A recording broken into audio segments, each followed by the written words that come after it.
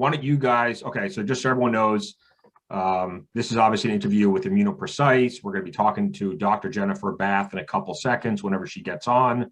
But I wanted to invite a couple other people that are very familiar with the company onto the interview today so that they can help me, make sure that this flows the right way so that retail investors or any institutional investors can really understand this story. Because when you're talking with, early stage biotech companies, it can get complicated. So why don't we just start off, Dion and Paul. Dion, why don't you go first? Just give a little background on yourself, and then Paul, you can go next.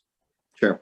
Will do there. Thanks, Jonah. Really, thanks for having me. So just as a background, so I'm an assistant clinical professor at the Department of Pediatrics at McMaster University. That's north of the border here in Canada, Hamilton, Ontario, Canada.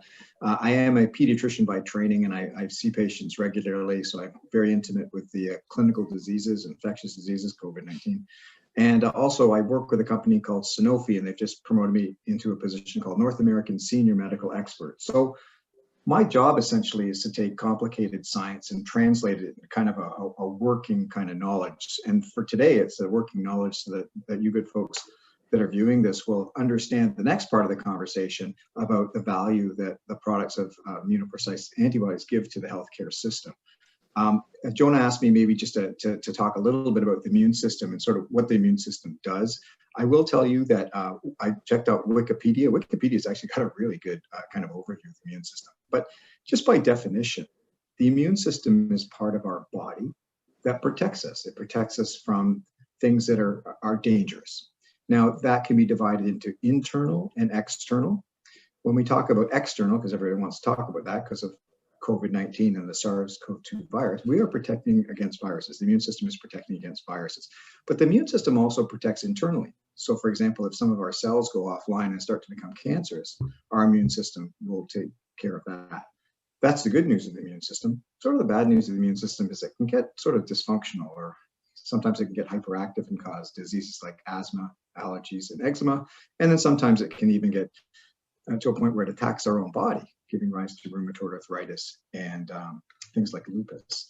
Now, when we look at, how does it actually work, the immune system is divided into two basic parts, innate and adaptive. But just think about it as like an army.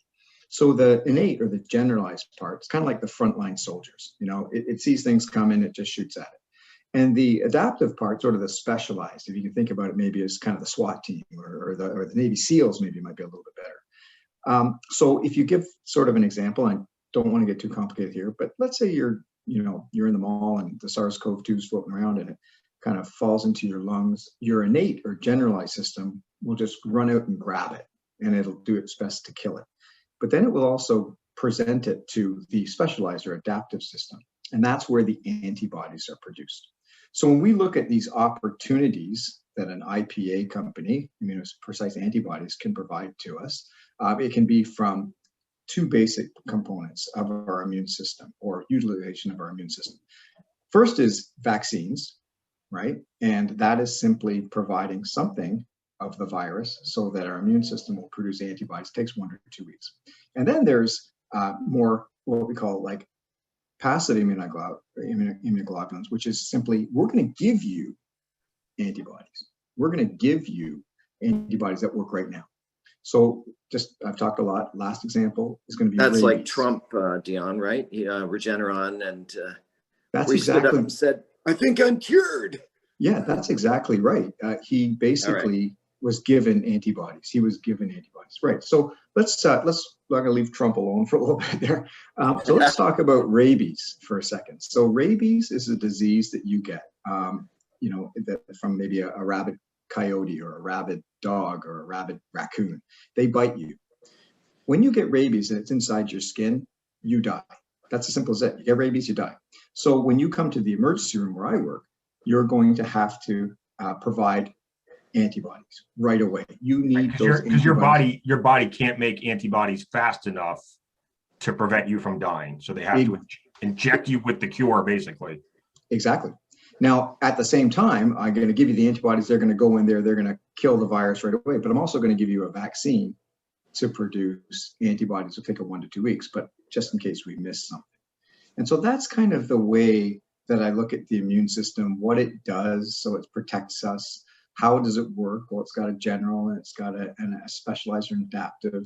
The adaptive part is what ImmunoPrecise antibodies utilizes, and it's in the production of a very specified antibody so that it can kill things right away. No wait time, 1 to 2 weeks. It's right away. I hope that helps, Jonah. Yeah, that helps. Jennifer, how are you? I think she's on mute.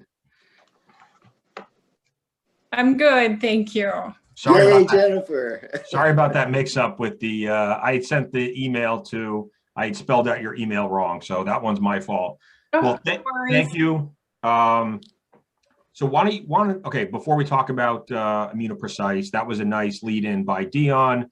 Why don't you talk a little bit about your background and how you came to be the CEO of ImmunoPrecise? Sure, absolutely.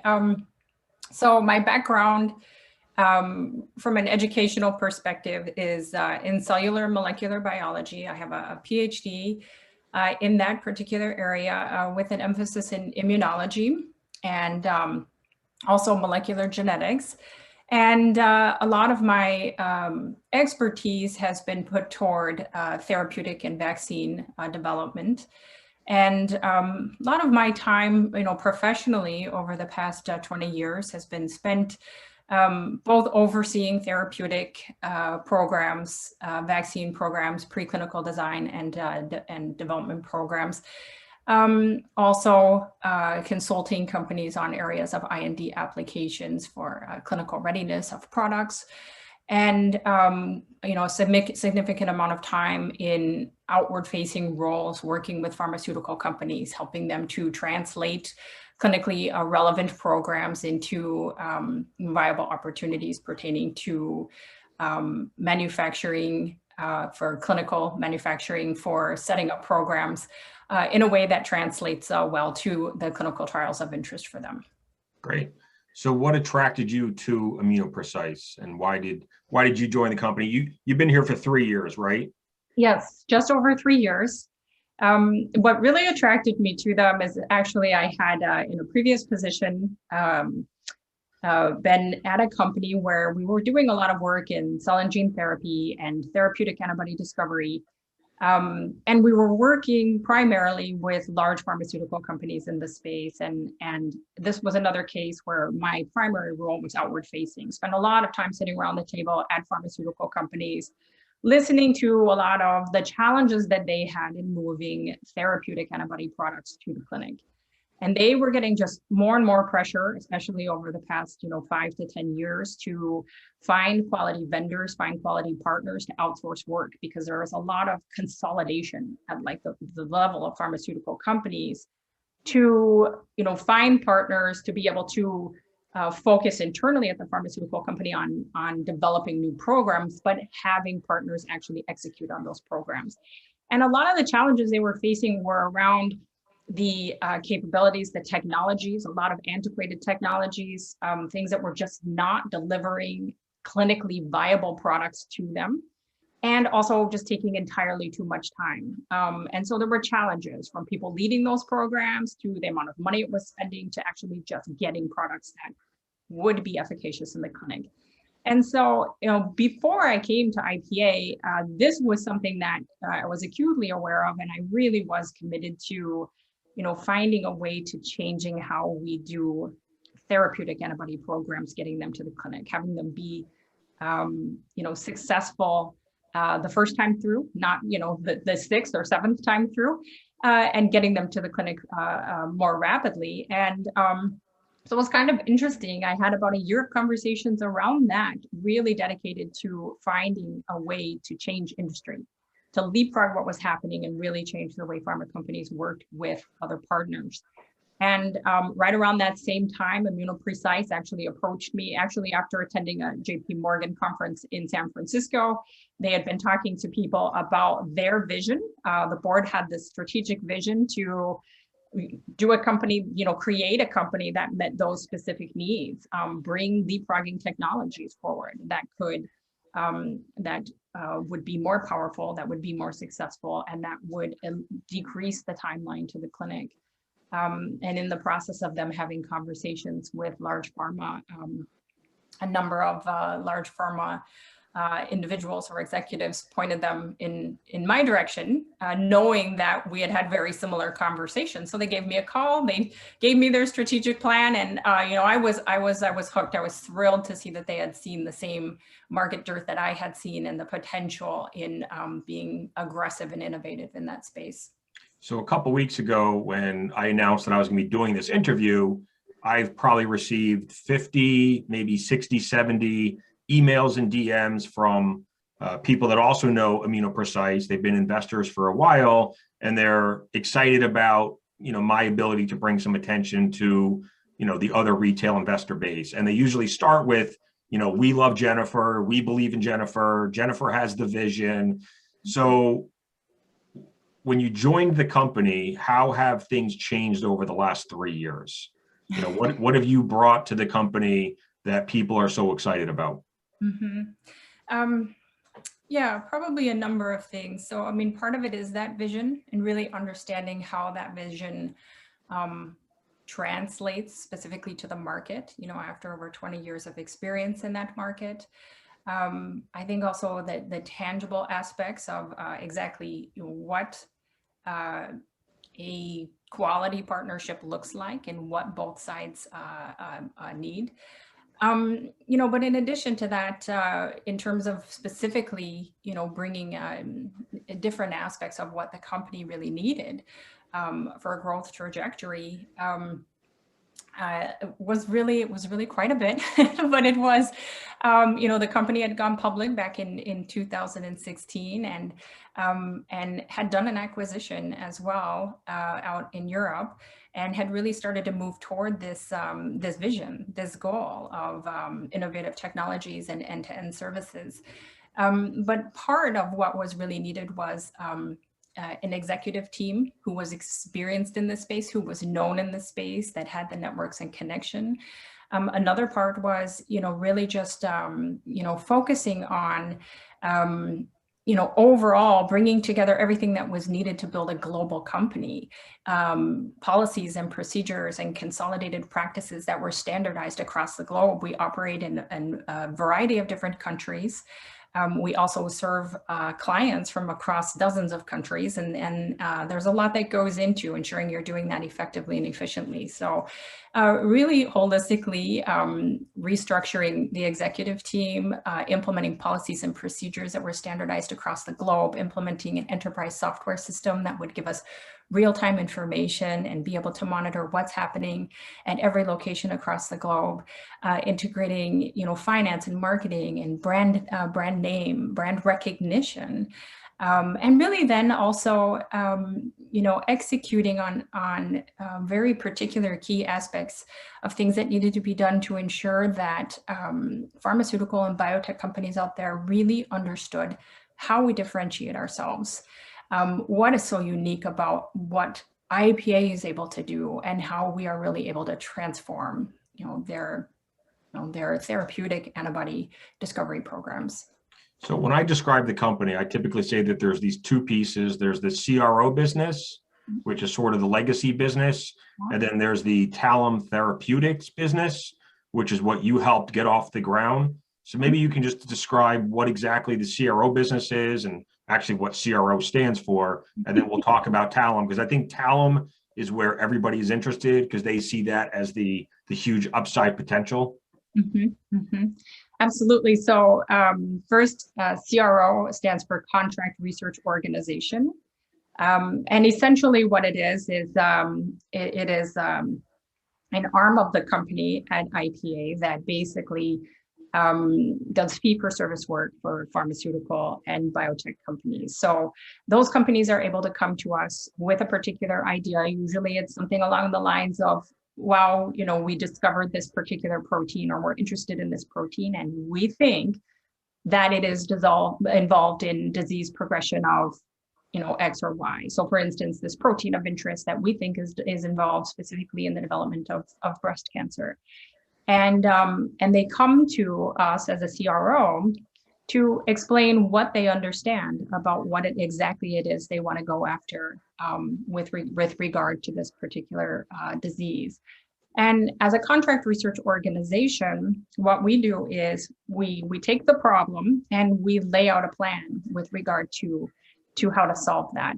And one of the things that is really interesting about how IPA is able to do this, it's definitely bringing forward those powerful technologies to really bring the most cutting edge technologies forward to solve those problems, but also our ability to do this end to end in a unique end to end fashion. So when they bring this problem to us as a contract research organization, we take that, we lay out a solution, and we work with them every step of the way while we explain to them, how we're going to go about looking at new potential therapies to solve the particular problem they've identified.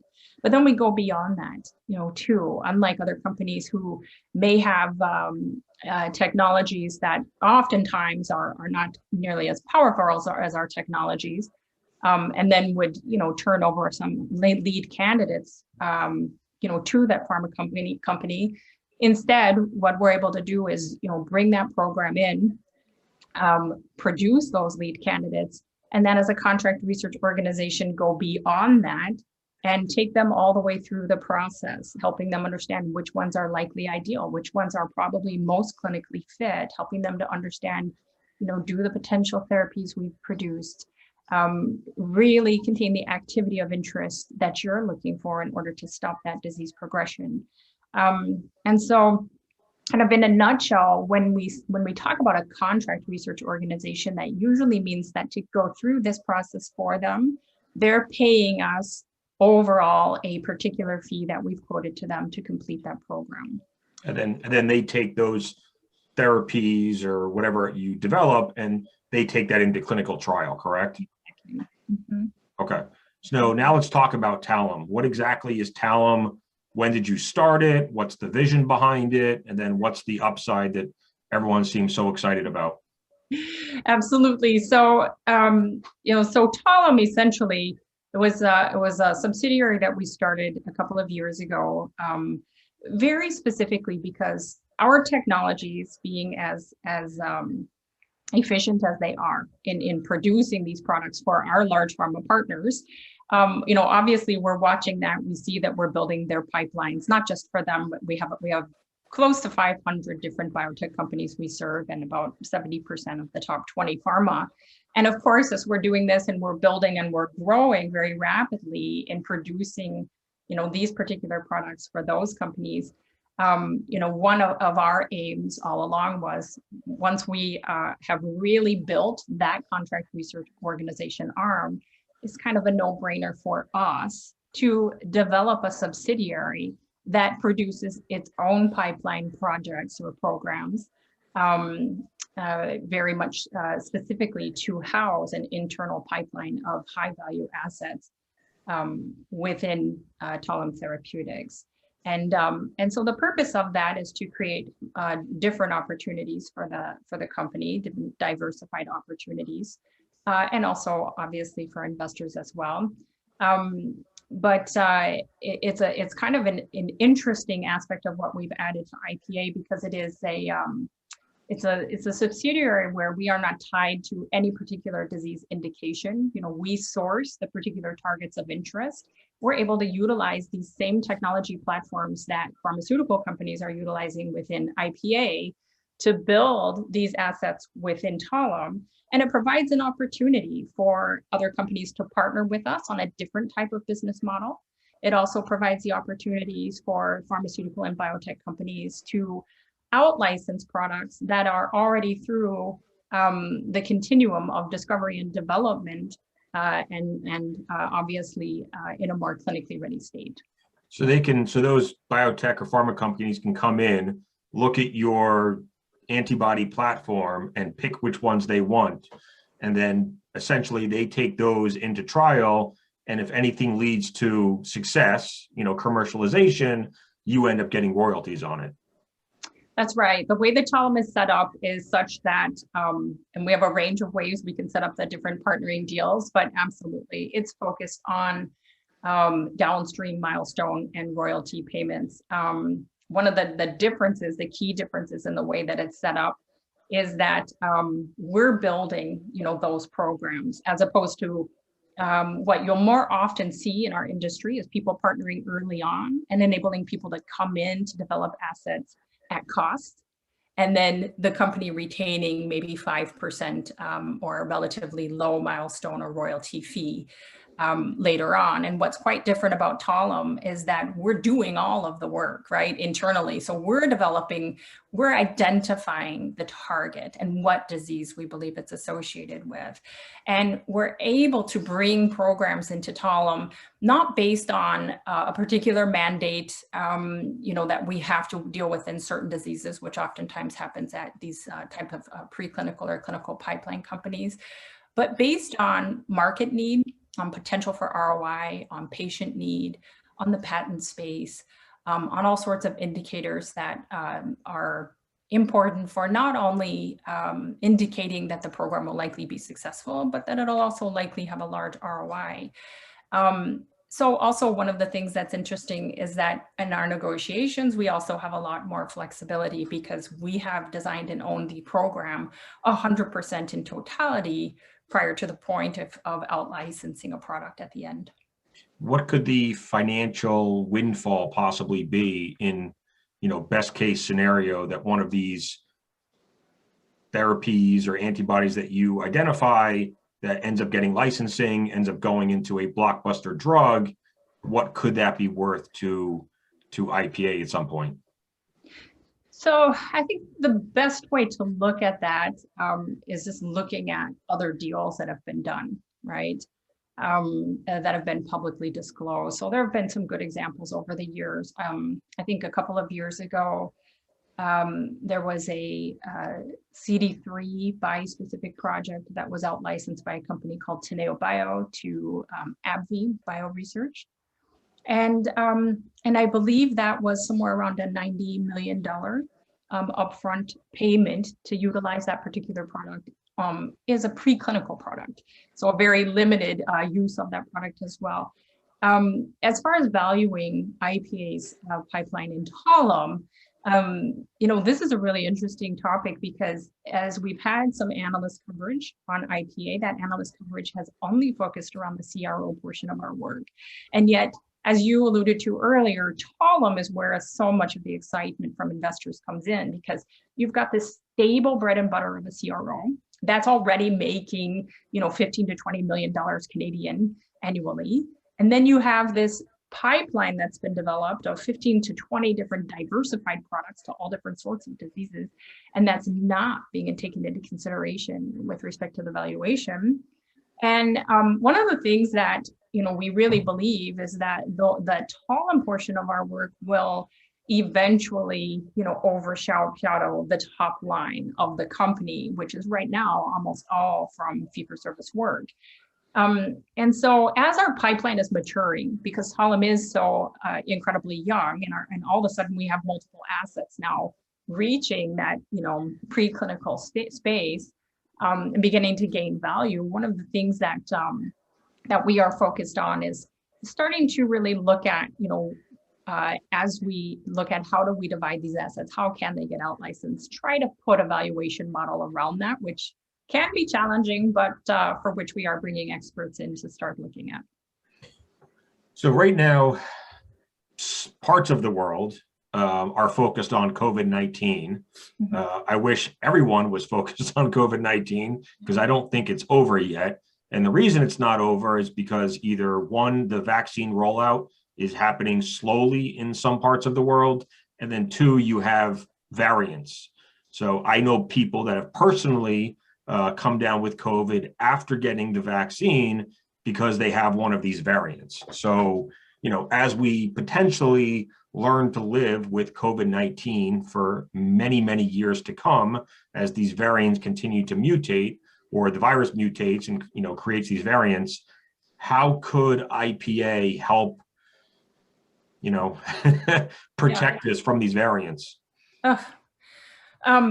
Yeah, that's a fantastic question because we definitely have prepared for this. I mean, this is something that, and it's something we feel really strongly about when when SARS-CoV-2 was first, kind of coming on, being talked about last January, February, for here, people in the United States, a little bit more around March, immediately it sent off bells and triggers for us. We came out in February of 2020 saying that, we had really quite grave concerns that variants would emerge, and novel variants and strains would emerge, and that they would also have differing phenotypes, meaning that, the variants would lead to increased infectivity and possibly eventually increased mortality. And Jonah, I think probably one of the most surprising things was we were challenged left and right. People just did not believe that this was going to be an issue, or that there was no evidence for that. And of course, what we really relied on is, historically, what's happened with other viruses. So history and science. And so when we did develop, we launched a SARS-CoV-2 program back in January of 2020. So almost immediately as SARS-CoV-2 was being identified. And the way we set out to do that was quite different than anything that we saw happening with regard to what was on the media and what was being released. We were very public in saying we are going to prepare what we refer to as a cocktail antibody. It is a cocktail of 3 or more antibodies that recognize different parts of the virus. And in recognizing different parts, they also work in a way that we call synergistically. They work together so that the sum of the parts is greater than the individual parts. So if we have 4 antibodies in there, it's greater than 1 + 1 + 1 + 1 in their activity. And part of the reason for doing that is that we hypothesize these mutations would occur. And when a mutation occurs, if you have multiple antibodies working together, and one of the antibodies begins to lose some of its efficacy, the others are still providing protection and still able to treat patients. And so from our perspective, this was wholly key in developing something that would be sustainable, that could be developed then and still working today, and something that would continue to be efficacious, and so that we could protect and treat all patients, regardless of what variant they had or what strain they had, and something that wouldn't require everybody to go back to the drawing board when new variants emerge. So, of course, you fast forwarded a year, in last December and January, we started to see some of these, predictions, coming about. And so, one of the things that's been really interesting for us is watching these antibodies that were produced against, what's called the RBD portion of the virus, the part of the virus that binds to the human cell. All the antibodies that went out there commercially are ones that simply, block the connection of that region to the human cell. Because I think when we spoke a couple of days ago, one of the things that I took away from it, which I had no idea about, and foolish me, was that when we get the flu vaccine every year, it's actually a different vaccine because the flu actually mutates every year. So they have to keep creating new vaccines to keep up with the mutations. And there's no reason to think that the COVID-19 is going to be any different. So every year, there's going to be a different virus with different variants that we're going to have to fight off. Yep, indication is definitely, it's definitely pointing to the idea that this will be endemic, so that it's something that we need to live with regularly. I think the biggest thing that I would point to in the way that we address this was there are ways to produce vaccines and antibodies that will retain that efficacy over time, so that you don't need to continually go back to the drawing board.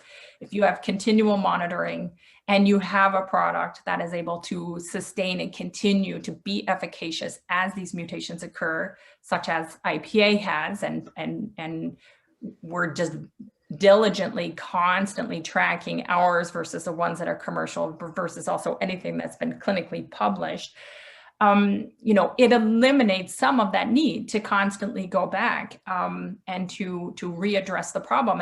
And part of the challenges with that is if you're waiting for these variants to occur, especially if you don't get a big seasonal break and you wait for the variant to occur, and then you go back to the drawing board to produce a vaccine, and then you test it, and then you have to go through clinical trials, we always have a lag period there where people can continue to get infected by new variants like we're seeing today. And where our treatments that we've put out there thus far have by and large lost efficacy to those new variants. And we're beginning to see, again, as you mentioned, cases where people are having breakthrough infections, they've been vaccinated, or they've had a previous SARS-CoV-2 infection, and yet they're still able to get a new infection. And so I think one of the things that needs to be done better is to think about the sustainability of the vaccines and how they're being designed, think about the therapeutics and not taking the low-hanging approach, but what is sustainable? What are we going to be able to use over time? So when a variant emerges, we've already got something ready to treat it. And it's very much in line with how we set out to build the products that we have at IPA. And luckily today we're also able to show that they've retained that efficacy and they're still able to bind to the different variants that have emerged. What's just a couple more questions because I know we got a late start. When the drug companies come to you, what is the #1 market that they're looking at? Is it cancer? Yes, typically. Putting COVID aside. Yes. Yeah, definitely. Cancer would be the most common one that we're asked to address. I think after that, it's probably in autoimmunity. And not surprisingly, because if you actually look at like the top selling drugs today, across the board over the last couple of years, whether you're looking at antibodies, small molecules, vaccines, et cetera, the top selling drugs are all antibodies. And the top 2 spaces that those top selling drugs are in are cancer and autoimmunity. So it makes sense that a lot of the funding that's supporting pharmaceutical companies is coming to also deal with those particular long-term chronic and deadly diseases. And last question before we wrap up, for anyone that is watching this, why should they consider IPA stock for their portfolio? Mm-hmm. So I think a number of reasons. We're obviously quite rapidly growing. We are definitely a diversified stock option. We have these very powerful technologies. That's a large part of what draws pharmaceutical and biotech clients to us. Last couple of years have been absolutely unprecedented growth as we continue to get support from, onboarding more and more clients who are recognizing the power of those technologies. And the market itself is one where we're just seeing tremendous growth. So it's anticipated to be, I believe it's around $300 billion by 2025. We don't see that slowing down anytime soon. And within IPA specifically, what it really means is with this diversified investment opportunity, we have these investments in technologies. We have this steady stream, bread and butter, revenue generating aspect of serving large pharma and biotech clients from across the globe.